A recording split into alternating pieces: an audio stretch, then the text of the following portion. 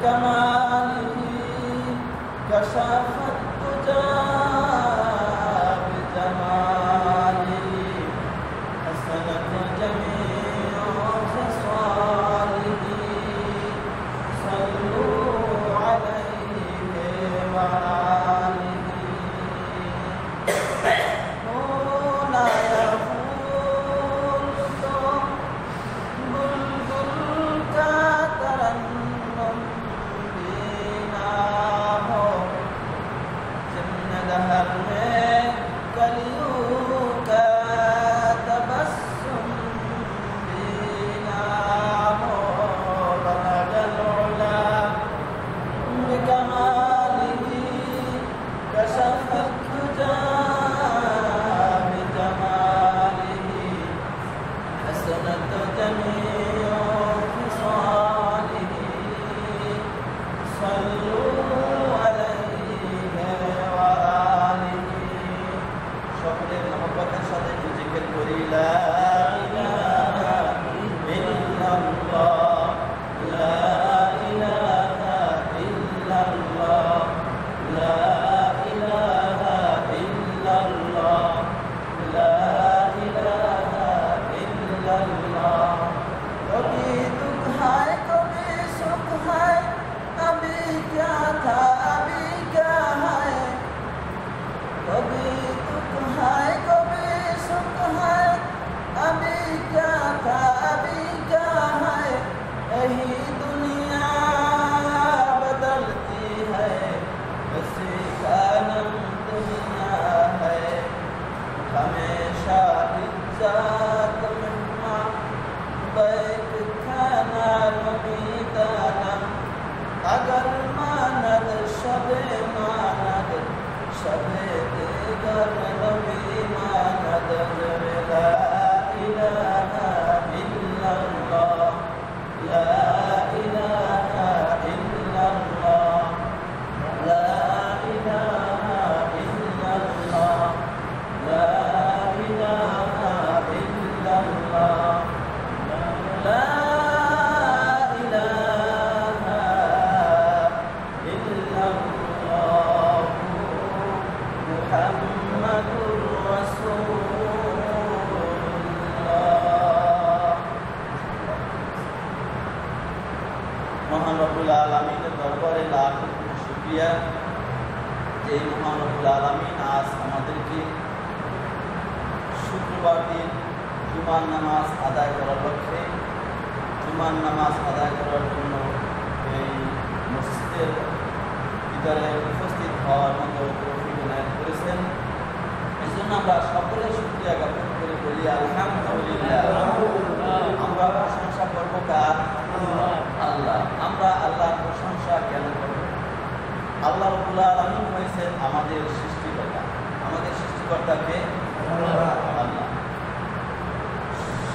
সারা পৃথিবীর জমিনকে যিনি বিছানা সমেত করেছেন, সারা আসমানকে যিনি ছাদের ন্যায় করেছেন, যিনি আকাশ থেকে পানি বর্ষণ করেন এবং এই পানির মাধ্যমে যিনি আমাদের জন্য বিভিন্ন ধরনের ফল ফুলের ব্যবস্থা করেছেন, এটা তার ক্ষমতা একমাত্র আল্লাহ রাব্বুল আলামিন। আর সেই ক্ষমতা থাকার কারণে সর্বসময় আমরা কার প্রশংসা করব? আল্লাহ তাআলার প্রশংসা করব। রিজিক দেওয়ার মালিককে আল্লাহ, ক্ষমতা দেওয়ার মালিককে আল্লাহ, ক্ষমতা ছিনিয়ে নেওয়ার মালিককে আল্লাহ, সম্মানিত করেন কে? আল্লাহ, অপমানিত করেন কে? আল্লাহ। সব কিছু আল্লাহ তাআলা। আল্লাহ রাব্বুল আলামিন পবিত্র কোরআনে হাকিমের মধ্যে জানিয়ে দিয়েছেন, কুলিল্লাহুম্মা মালিকাল মুলকি তুতিল মুলকা মান তাশা ওয়া তানজিউল মুলকা মিম্মান তাশা ওয়া তুইজ্জু মান তাশা ওয়া তুযিল্লু মান তাশা বিয়াদিকাল খায়র ইন্নাকা আলা কুল্লি শাইইন কাদির। আল্লাহ রাব্বুল আলামিন আল্লাহ রাসূলকে সম্বোধন করে বলেছেন, রাসূল আপনি বলুন আল্লাহ হচ্ছেন রাজ্য এবং সাম্রাজ্যের অধিপতি। তুতিল মুলকা মান তাশা, তিনি যাকে ইচ্ছা রাজত্ব দান করেন। ওয়া তানজিউল মুলকা মিম্মান তাশা, এবং যার কাছ থেকে যখন ইচ্ছা তিনি রাজত্বকে ছিনিয়ে নেন। ওয়াতুইজ্জু মান তাশা, তিনি যাকে ইচ্ছা সম্মানিত করেন, ওয়াতুযিল্লু মান তাশা, যাকে ইচ্ছা তিনি অপমানিত করেন। বিয়াদিকাল খায়র, সমস্ত কল্যাণ তার হাতে। কেন প্রশ্ন আসবে? পরবর্তী আয়াত আল্লাহ ইন্নাল্লাহা আলা কুল্লি শাইইন কাদির, আল্লাহ সর্ব বিষয়ের উপরে সর্বশক্তি। এ কারণে আমরা তার প্রশংসা করি। আমি আপনাদের সম্মুখে পবিত্র কোরআন হাকিমের সূরা আল-কাবুত 20 পারা, এখান থেকে আমি 3টা আয়াত তেলাওয়াত করেছি। আল্লাহ রাব্বুল আলামিন যদি আমাকে তৌফিক এনায়েত করে এই আয়াতের আলোকে আপনাদের সম্মুখে ব্যাখ্যা বিশ্লেষণ করার সার্ভিস আমার তৌফিক ইল্লা বিল্লাহ। আল্লাহ রাব্বুল আলামিন শুরুতে জানিয়ে দিয়েছেন বিসমিল্লাহির রহমানির রহিম, আলিফ লাম মিম, আল্লাহু আ'লামু বিমুরাদিহি, ইহার অর্থ একমাত্র আল্লাহ তাআলাই জানেন। পৃথিবীর কোনো মানুষ এবং আল্লাহ রাসূল তিনিও জানেন না এর অর্থ। আল্লাহু আ'লামু বিমুরাদিহি, ইহার অর্থ একমাত্র কে জানেন? একমাত্র মহান আল্লাহ রাব্বুল আলামিন। পবিত্র কোরআনে হাকিমের মধ্যে 114টি সূরা, 114টি সূরার মধ্যে 29টি সূরার মধ্যে এই অক্ষরগুলি আল্লাহ রাব্বুল আলামিন উল্লেখ করেছেন। বলেছেন আলিফ লাম মিম, আবার বলেছেন হামিম, আবার বলেছেন ইয়াসিন, আবার বলেছেন আলিফ লাম রা, আবার বলেছেন আলিফ লাম মিম রা। এমনি ভাবে আল্লাহ রাব্বুল আলামিন 29টি সূরার প্রথমে এই অক্ষরগুলি উল্লেখ করেছেন, কিন্তু এগুলির অর্থ আল্লাহ রাব্বুল আলামিনই জানেন এবং আল্লাহ রাসূলও জানেন।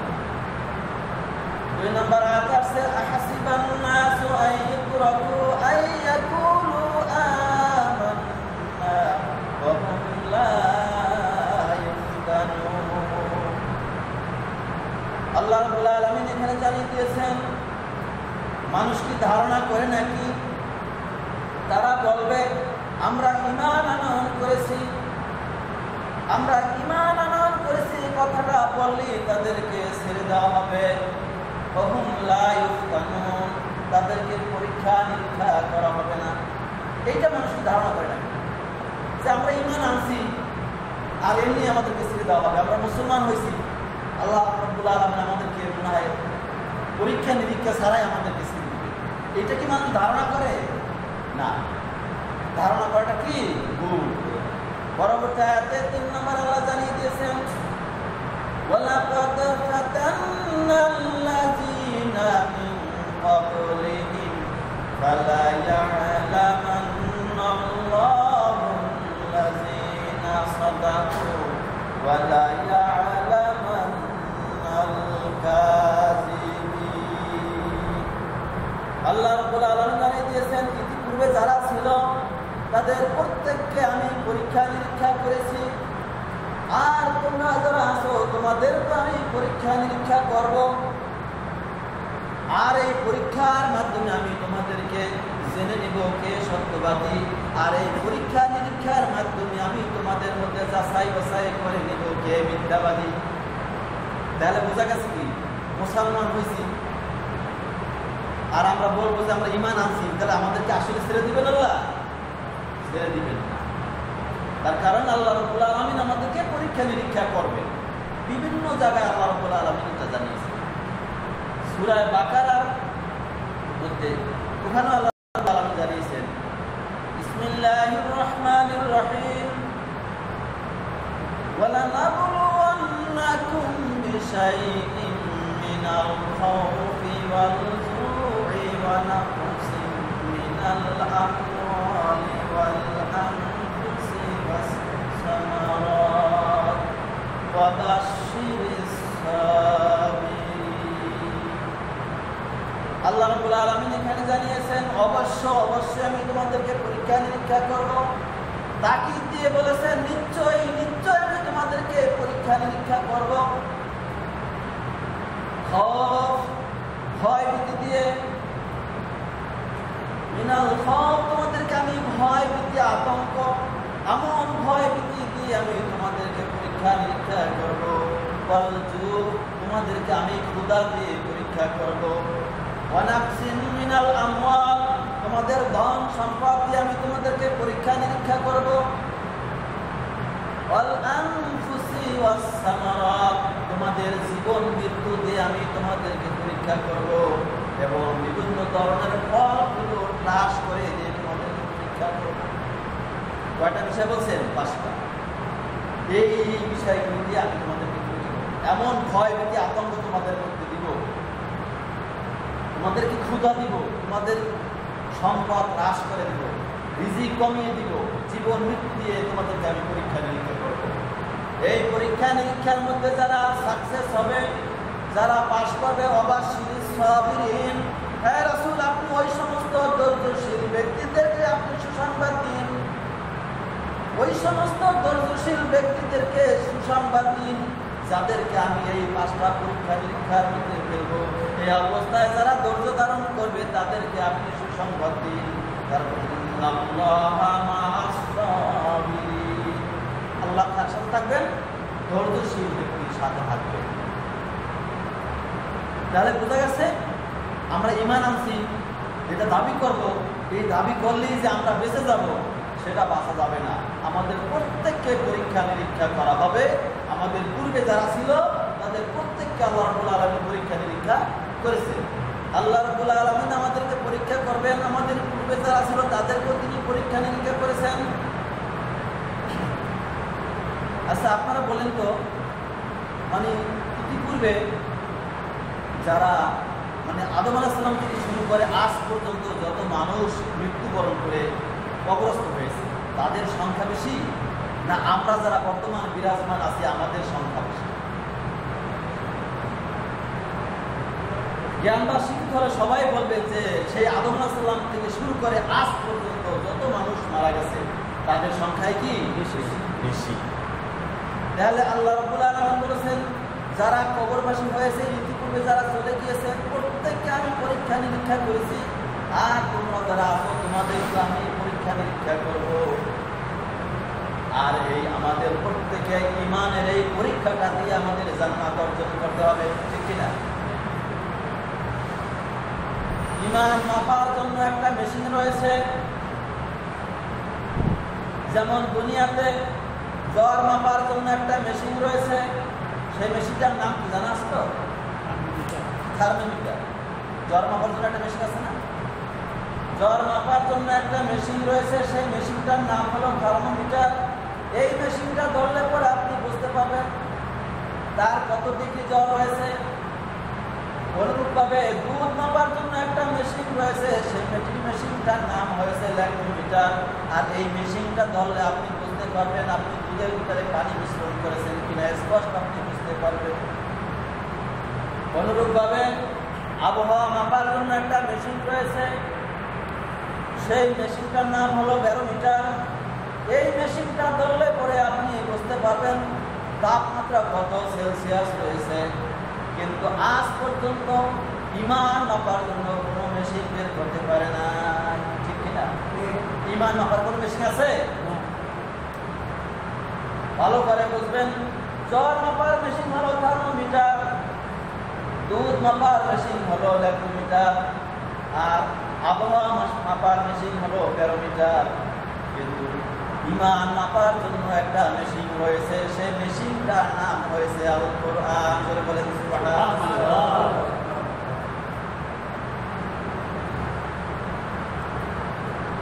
তাহলে ঈমান মাপার মেশিন কি? আল কোরআন।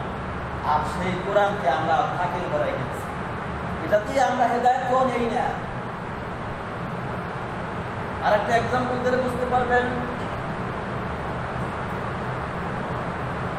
আল্লাহ রাব্বুল আলামিন আমাদেরকে যে পরীক্ষা নিরীক্ষা করবেন, একটা এক্সাম্পল যেমন প্রাইমারি স্কুলে যে প্রশ্নগুলি দেওয়া হয় ছাত্রছাত্রীদেরকে, এই প্রাইমারি স্কুলের প্রশ্ন কি বেশি কঠিন না হাই স্কুলের প্রশ্ন বেশি কঠিন?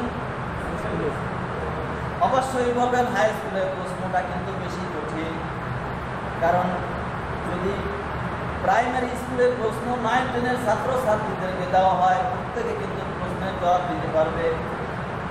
কিন্তু যদি 9, 10-এর ছাত্রছাত্রীদের প্রশ্ন যদি ক্লাস 1, 2 ছাত্রছাত্রীদেরকে দেওয়া হয়, একজনও কিন্তু উত্তর দিতে পারবে না, ঠিক কিনা? তাহলে বোঝা গেছে প্রাইমারি স্কুলের প্রশ্ন চাইতে হাই স্কুলের প্রশ্নটা বেশি কঠিন। তাহলে হাই স্কুলের প্রশ্ন বেশি কঠিন না কলেজের প্রশ্ন বেশি কঠিন? অবশ্যই হাই স্কুলের চাইতে কলেজের প্রশ্নটা বেশি কঠিন হওয়ার কথা। তাই কলেজের প্রশ্ন বেশি কঠিন না ইউনিভার্সিটির প্রশ্নগুলি বেশি কঠিন? তাহলে বোঝায় কলেজের প্রশ্ন চাইতে মানে ইউনিভার্সিটির প্রশ্নটা বেশি কঠিন হওয়ার কথা। এমনিভাবে ইউনিভার্সিটির প্রশ্ন যতটা কঠিন তার চাইতে কঠিন হয়েছে বিশেষ পরীক্ষার ভর্তি পরীক্ষা আরো কঠিন, ঠিক কিনা? তাহলে আমাদের পরীক্ষা নেবেন তিনি হয়েছেন কে? একমাত্র স্বয়ং আল্লাহ। আল্লাহ রাব্বুল আলামিন হয়েছে সব চাইতে বড়, তার পরীক্ষাটাও কিন্তু অনেক বড়, ঠিক কিনা? তার পরীক্ষাটা কি অনেক বড় এবং তার পুরস্কারটা আবার অনুরূপ বড়। যেমনি তার পরীক্ষা, যার পরীক্ষাটা বড় কঠিন তার পুরস্কারটা আবার অনুরূপভাবে অনেক বড় ধরনের হবে, ঠিক কিনা? পরীক্ষাটা যত ছোট হবে তার পুরস্কারটাও কিন্তু ঠিক তার চাইতে ছোট হবে।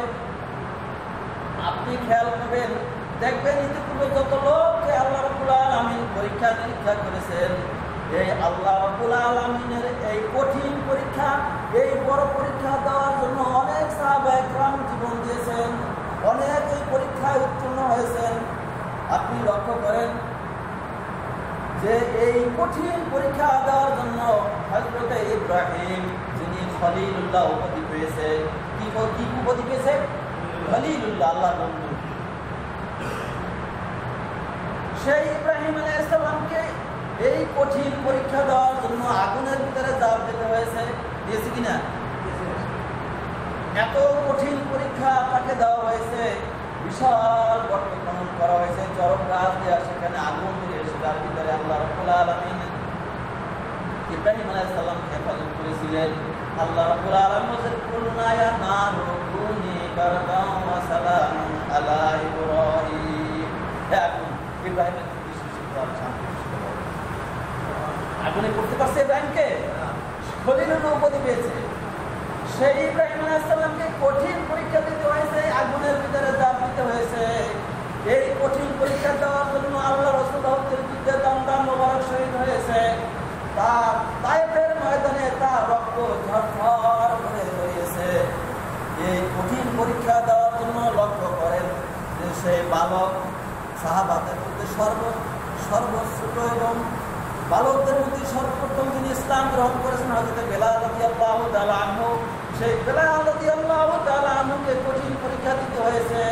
তাকে গলায় রশি বেঁধে তারপরে উটকে তাড়িয়ে দেওয়া হয়েছে। তার গায়ের বস্ত্রগুলি ছিটকে ছিটকে পড়েছে, এমনকি রক্তগুলি ঝরঝর করে পড়েছে। সে যাতে লড়াচড়া করতে না পারে এজন্য অনেক ভারী একটা পাথর তার বুকের উপরে চাপা দেওয়া হয়েছে।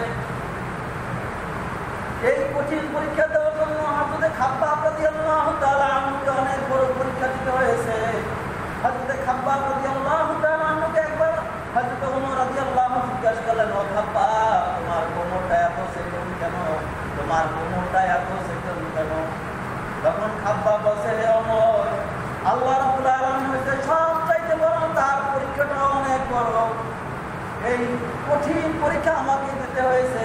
কাফের মুশরিকদের কথা না শোনার কারণে আমাকে সারাদিন না খেয়ে রেখেছে। আমার মানে আগুনের আংটা এই উত্তপ্ত বালুর উপরে বিছিয়ে দিয়ে এসে আগুনের আংটার উপরে আমাকে শীত করে তারা শোয়েছে এবং বুকের উপরে ভারী পাথর চাপা দিয়ে রেখেছে যাতে আমি লড়াচড়া করতে না পারি। আর এই আগুনে আমার বস্ত্রগুলি ঘুরে ঘুরে ঘুরে ঘুরে এবং গলে পড়েছিল। এমন একটা সময় আসছে তখন আগুন এই আমার গলে যাওয়ার কারণে আগুন নিভে গিয়েছে। এভাবে আমাকে কষ্ট দেওয়া হয়েছে এই ইসলামের জন্য। অনেক বড় পরীক্ষা আমাকে দিতে হয়েছে। ও আমার, তুমি তাকিয়ে দেখো, আমার সেই দাগ এখন পর্যন্ত বসে যায় নাই। আপনি লক্ষ্য করেন, সেই রাসূলের চাচা হযরত আমির হামজা অহুদের যুদ্ধে সে আমির হামজার কলজাটা পর্যন্ত বিসর্জন দিয়েছে। এমনকি হেন্দা তার মুখটা ফেলে তার কলিজাটা বের করে চাবিয়ে চাবিয়ে দিয়েছে। এত পরীক্ষা, এত কঠিন পরীক্ষা দিতে হয়েছে আমির হামজাকে। আপনি লক্ষ্য করেন আল্লাহ রাসূল যার একমাত্র আদরের নাতি হযরতে হোসেন রাদিয়াল্লাহু তাআলা আনহু, সেই হোসেন রাদিয়াল্লাহু তাআলা আনহুকে এদিকে তার মাথাটা পর্যন্ত বিসর্জন দিতে হয়েছে। এত পরীক্ষা নিরীক্ষা করেছেন আল্লাহ রাব্বুল আলামিন। তাদেরকে এভাবে পরীক্ষায় উত্তীর্ণ করতে হয়েছে যে দেখা গেছে এদের পুরস্কারটাও অনেক আল্লাহ বড় ধরনের পুরস্কার তাদেরকে দিয়েছেন কিনা। এই জন্য বলছেন আহাসিবান নাসু আন ইউতরাকু আন ইয়াকুলু আমান্না ওয়া হুম লা ইফতানুন। আল্লাহ রাব্বুল আলামিন সূরা আনকাবুতের ২ নম্বর আয়াতে ২০ পারায় জানিয়ে দিয়েছেন মানুষ কি ধারণা করে নাকি আন ইয়াকুলু আমান্না, আমরা ঈমান করেছি কথাটা বললেই তাদেরকে অব্যাহতি দেওয়া হবে, তাদেরকে ছেড়ে দেওয়া হবে। ওয়া হুম লা ইফতানুন, তাদেরকে পরীক্ষা নিরীক্ষা করা হবে না, তাদেরকে ছেড়ে দেওয়া হবে না, পরীক্ষা নিরীক্ষা ছাড়া তাদেরকে ছেড়ে দেওয়া হবে না। এটা ধারণা করে নাকি ওয়ালাকাদ ফাতান্নাল্লাযীনা মিন ক্বাবলিহিম ফালা ইয়া'লামান্নাল্লাহুল্লাযীনা সাদাকু ওয়ালা ইয়া'লামান্নাল কাযিবিন। ইতিপূর্বে যারা ছিল তাদের প্রত্যেককে আমি কঠিন পরীক্ষা করেছি, আর তোমরা যারা আছো তোমাদেরকে আমি একদিন পরীক্ষা নিরীক্ষা করব। আর এই পরীক্ষা নিরীক্ষার মাধ্যমে আমি তোমাদেরকে যাচাই বাছাই করে নিব কে তোমরা সত্যবাদী। আর এই পরীক্ষার মাধ্যমে আমি যাচাই বাছাই করে নিব কে এর মধ্যে মিথ্যাবাদী। কাজেই তোমরা আমার পরীক্ষা থেকে কেউই পরিত্রাণ পাবে না, আমি অবশ্যই তোমাদেরকে পরীক্ষা করব।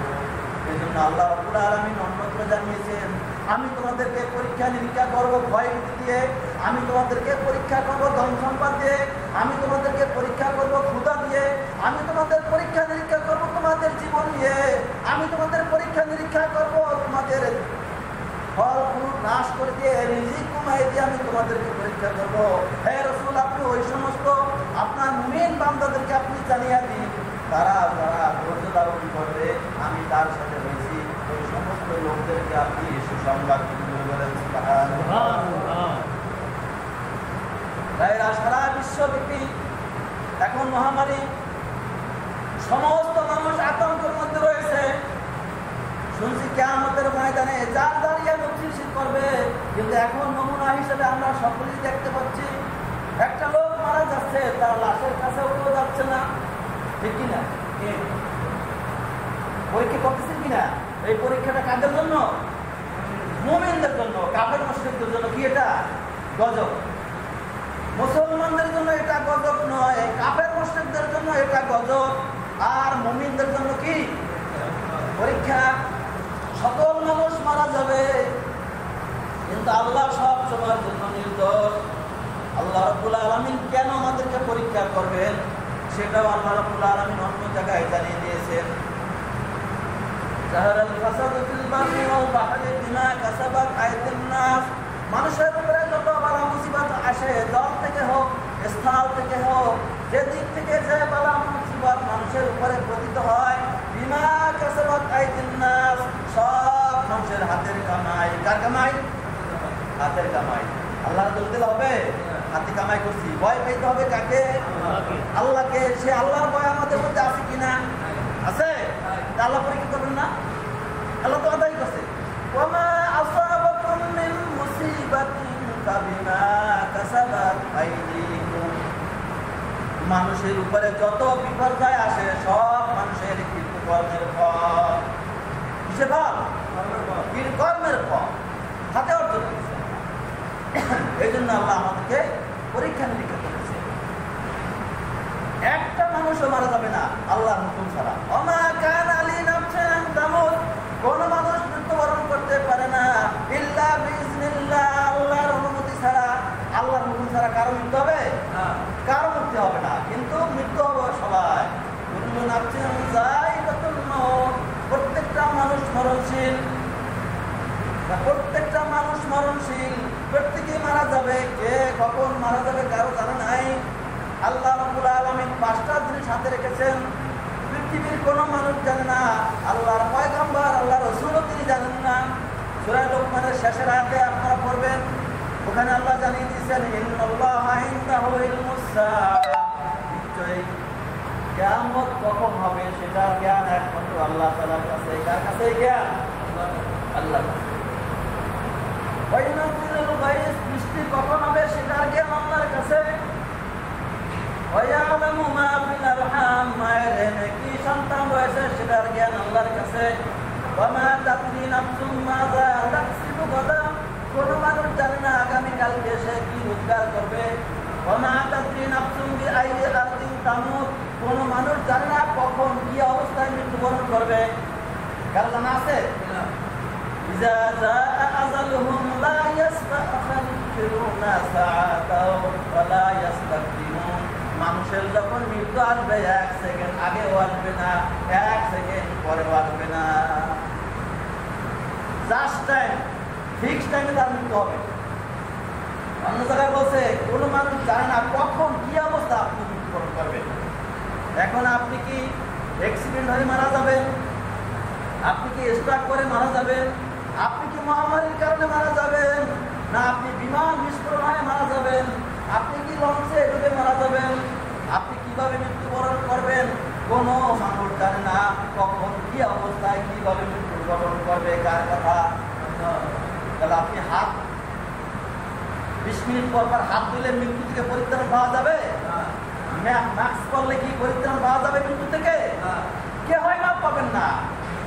জাস্ট টাইমে আপনার মৃত্যু হবে। আপনি যে কয়দিন নির্ধারণ করে রেখেছেন, আল্লাহ রাব্বুল আলামিন যখন আপনাকে হুকুম করবেন, ওমা কানা লিনাফসিন আন তামুত, কোন মানুষ মৃত্যুবরণ করতে পারে না ইল্লা বিইজনিল্লাহ, আল্লাহর অনুমতি ছাড়া, আল্লাহর হুকুম ছাড়া কারো মৃত্যুবরণ হবে না।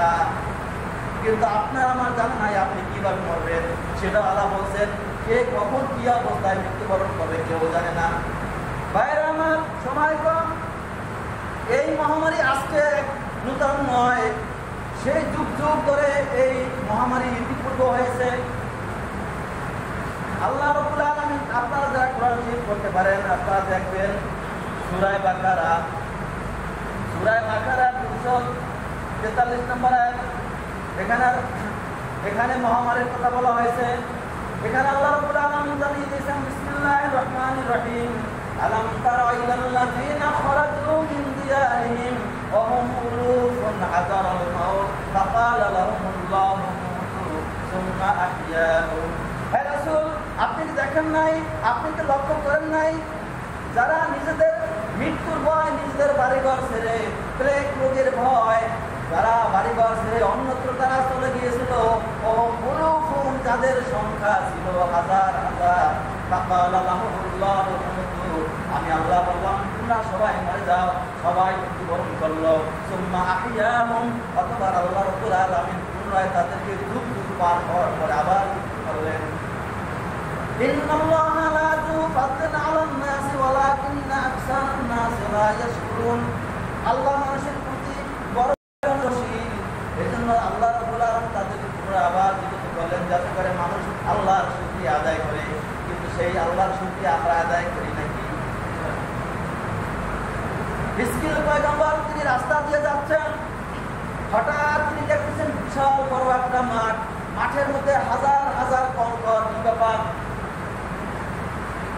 পয়গম্বরের সাথে তো আল্লাহর সাথে যোগাযোগ। আপনি আমি সাধারণ কোনো মানুষ আল্লাহর সাথে কথা বলতে পারে না, পারে কিনা? পারে। ওমা কানা লিবাশারিন আইয়াকাল্লিমাহুল্লাহু ইল্লা ওয়াহয়ান আও মিন ওয়ারাই হিজাবিন আও ইরসিলা রাসূলান ফায়ুহিয়া বিইذনিহি মা ইয়াশা। কোন মানুষের পক্ষে সম্ভব নয় আল্লাহর সাথে কথা বলবে ইল্লা ওয়াহইয়া, ওহীর মাধ্যম ছাড়া, আও মিন ওয়ারাই হিজাবিন, পর্দার অন্তরাল ছাড়া, অথবা জিবরাইলের মাধ্যমে, ওহীর মাধ্যম ছাড়া আল্লাহ রাব্বুল আলামিন যা হুকুম করবেন তার পক্ষ থেকে খবর নিয়ে আসেন। তাহলে খবর থাকে কাদের কাছে? পয়গম্বরদের সাথে। পয়গম্বর দেখতেছে হাজার হাজার কঙ্কর, এটা থেকে আল্লাহর কাছে জিজ্ঞাসা করলেন, রব্বুল আলামিন কি ব্যাপার, এত মানুষের গঙ্গার কেন? বলে, হ্যাঁ হিজকিল পয়গম্বর, আমার মৃত্যুর ভয় নিজেদের বাড়িঘর ছাইরা তারা পলায়ন করে এখানে আশ্রয় নিয়েছিল, কিন্তু তারা আমার এই মৃত্যু থেকে কেউই পরিত্রাণ পায় নাই। আমি এদেরকে বলেছিলাম তোমরা সবাই মরে যাও, সবাই মরে গিয়েছে। পয়গম্বর বললেন, রব্বুল আলামিন, যারা এখানে মৃত্যুবরণ করেছে তারা তো একমাত্র আপনার ভয়ের কারণে করেছে। আশেপাশে মহামারী শুরু হয়েছে, তারা দেখতেছে হাজার হাজার মানুষ মারা যাচ্ছে, আমাদের নিকটবর্তী এসে গেছে, আমরাও হয়তো মারা যাব, আমরা আমাদের নিজেদের এলাকা ছেড়ে অন্যত্র চলে যাই, হয়তো মৃত্যু থেকে পরিত্রাণ পাওয়া যাবে। এই জন্য আল্লাহ রাব্বুল আলামিন তাদেরকে বললেন তোমরা সবাই মরে যাও, সবাই এক মুহূর্তে সবাই মৃত্যুবরণ করেছে। পয়গম্বর বলেন, রব্বুল আলামিন, এরা তো একমাত্র আপনার নয়, মৃত্যু থেকে আপনার ভয়ে এরা এখান থেকে পলায়ন করেছে। ও মালিক, তুমি এদেরকে মাফ করে দাও, তুমি তো গফফার, তুমি তো রহমান, এদেরকে তুমি ক্ষমা করে দাও। তখন আল্লাহ রাব্বুল আলামিন বললেন, ও হে পয়গম্বর, তাহলে তুমি বলো, হে হাড্ডি গুড্ডি, তোমরা সব কায়রায় পরিণত হয়ে যাও। সাথে সাথে আল্লাহ তুমি সব কায়রাগুলি, কঙ্করগুলি কায়রায় পরিণত হয়ে গিয়েছে। এরপর হুকুম হয়েছে, হে পয়গম্বর, এবার তুমি বলো, তুমি আল্লাহ তাআলার পক্ষ থেকে তোমরা রক্ত মাংসযুক্ত হয়ে যাও। সাথে সাথে সব রক্ত মাংসযুক্ত হয়ে গিয়েছে। এবার বলা হয়েছে, হে পয়গম্বর, এবার তুমি বলো, হে রূহ, যার যার রূহ তার বডিতে প্রত্যাবর্তন করো। সাথে সাথে আল্লাহ তাআলার হুকুমে যার যার রূহ তার বডিতে প্রত্যাবর্তন করেছে। অর্থাৎ 40,000 লোক ওখানে মৃত্যুবরণ করেছিল। কয়েকটু পার হওয়ার পরে আল্লাহ রাব্বুল আলামিন তাদেরকে আবার পুনরুদ্ধার করেছেন। কিয়ামতের ময়দানে আমাদের কি উঠাইতে পারবেন? এভাবে সেই মহামারী ইতিপূর্বে অনেক হয়েছে। আচ্ছা, কত বাজে দেখুন তো? হ্যাঁ, 20। আচ্ছা, আমি আর 2 মিনিট শেষ করে দিচ্ছি। এই মহামারীটা শুধু এখন আসে নাই, তার মানে ইতিপূর্বে আমরা যেটা ইতিহাস দেখি, কোরআন বলে যে কোরআনের মধ্যে কোনো ভুল নাই। কোরআনের মধ্যে ভুল আছে কোনো? যালিকাল কিতাব, এটা এমন একটা কিতাব, লা রাইবা ফিহি, যার মধ্যে কোনো ভুল নাই, সন্দেহ নাই, সন্দেহের কোনো অবকাশ নাই। আছে নাকি? নাই। কোরআন বলছে তারা মৃত্যুর ভয়, মহামারীর কারণে, প্লেগ রোগের ভয়, বাড়িঘর ছাইরা তারা পলায়ন করেছিল। আমার মৃত্যু থেকে তারা পরিত্রাণ পায় নাই। আমি আজকের নয়, হযরতে দাউদ আলাইহিস সালামের জামানায় এই মহামারী ছিল।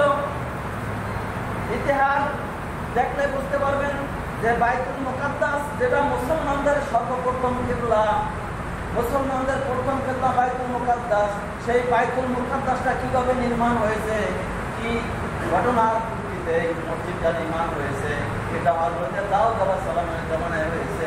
আল্লাহ রাব্বুল আলামিন দাউদ আলাইহিস সালামের জামানায় এরকম মহামারী দিয়েছিলেন। সেই মহামারীর মধ্যে 1,70,000 লোক মৃত্যুবরণ করেছিল। যখন 1,70,000 লোক মৃত্যুবরণ করার পরে আল্লাহ রাব্বুল আলামিন ওই তৎকালীন ওই সময় যখন মহামারীকে আল্লাহ উঠাই নিলেন, পয়গম্বর বললেন, হে আমার জাতি, তোমরা যারা মহামারী থেকে পরিত্রাণ পেয়েছ, আল্লাহর শুকরিয়ার জন্য একটা মসজিদ নির্মাণ করো। তখন তৎকালীন আমলে তখন অনেক মালিকেরা ঐক্যবদ্ধ হয়ে এই বাইতুল মুকাদ্দাসের জন্য জমি অক্ষ করে দিলেন। বহু মালিকেরা একাত্র হয়ে অক্ষ করে দিয়েছেন বাইতুল মুকাদ্দাস তৈরি করার জন্য। এক ব্যক্তি বলল যে না, আমি আমার সম্পত্তি বিক্রি করবো না। হ্যাঁ, আমি আমার সম্পত্তির অংশ বিক্রি করতে পারি। আমার সমাজ চতুর্দিক থেকে ওয়াল করবে, ওয়াল করার পরে মাঝখানে যে গ্যাপটা থাকবে, সেই গ্যাপটা স্বর্ণ দিয়া যদি পরিপূর্ণ করে দিতে পারে, এই পরিমাণ অর্থ সম্পদ, এই পরিমাণ গয়না যদি আমাকে তারা দিতে পারে, তাহলে আমি সম্পদ দিতে পারি। না হয় আমি আমার সম্পত্তি মসজিদ তৈরির জন্য আমি দিব না। তখন হযরত দাউদ পয়গম্বর সমস্ত মালিকদেরকে ডাকলেন যে ওই ব্যক্তি তো এই কথা বলে, উনি এমন টাকা দাবি করেছে যেটা কারো পক্ষে সম্ভব নয়, এটা কিনে নেওয়ার জন্য কি করা যায়? তখন সমস্ত মালিকরা ঐক্যবদ্ধ হয়ে পয়গম্বরকে মানে আশ্বাস দিলেন, হে পয়গম্বর, হে দাউদ পয়গম্বর, আমরা সকলে ঐক্যবদ্ধ হয়ে ওই জমিটুকু ক্রয় করার জন্য ও যেই পরিমাণ স্বর্ণ দাবি করেছে, সেটা আমরা সবাই ঐক্যবদ্ধ হয়ে আমরা সেটা দিব। যাওয়ার পরে হইলো আমরা এই সম্পত্তিটা যে কোনো মূল্যে ক্রয় করে দিব এই মসজিদ নির্মাণের জন্য। যখন সবাই দান করা শুরু করেছে, ওই ব্যক্তি অবাক হয়ে গেছে, হায়রে সর্বনাশ, কি তাদের বীর সংকল্প! আমি তো চেয়েছিলাম তারা এটা নিতে পারবে না, কিন্তু দেখা যাচ্ছে এরা আল্লাহর ঘর নির্মাণ করার জন্য এত গভীর, এত দৃঢ় তারা শপথ করেছে। হে লোকেরা, হে মালিকেরা, শোনো, আমি যেটা চেয়েছিলাম আসলে আমি এটা ভুলের মধ্যে ছিলাম। আমার কিছুরই দরকার নাই, পুরো সম্পত্তি যাবে এই মসজিদ আকসা, এই মসজিদ নির্মাণের জন্য আমার অংশটা আমি দান করে দিলাম। তখন তারা সবাই উপর হয়ে ওই সম্পত্তিতে কি করছে? মসজিদে আকসা তৈরি করার জন্য, এই মসজিদ নির্মাণের জন্য সবাই সম্পত্তি দিয়েছে। সবাই দেওয়ার পরে মসজিদ নির্মাণ শুরু করেছে।